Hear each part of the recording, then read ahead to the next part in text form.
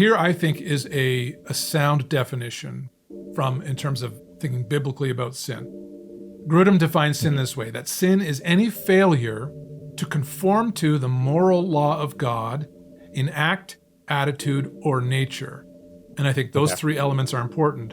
But the first part of it, I think we need to recognize is that the way that Bible looks at sin is that it is the breaking of or anything that breaks God's law. But then Grudem clarifies to say in act, attitude, or nature. And I think this is where even in our churches today, many Christians have kind of, I think, strayed away from or lost sight of a full biblical understanding of sin. Typically, I think most of us, when we think about sin, we think about sinful acts, right? We think about the things that people do, right? And you know, if the stereotypical or the typical biblical example, we think of the Ten Commandments.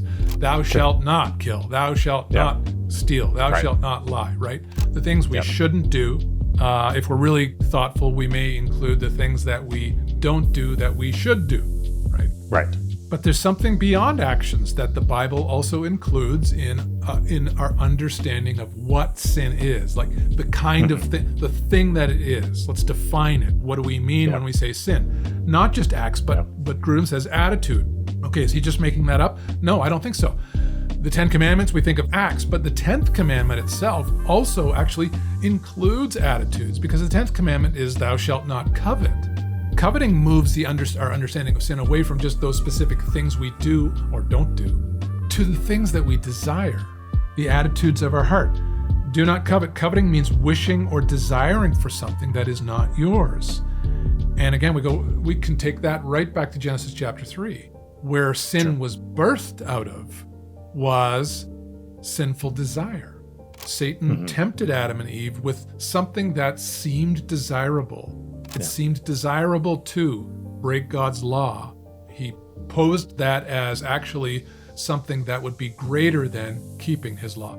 And they fell for it. In their hearts, that desire gave birth to then the actions to actually go ahead and do what God had commanded them not to do. Right. So to clarify, so I think culture or society would agree with the acts part of it. We all get that, right? To kill, to steal, all that kind of stuff we would say is sinful.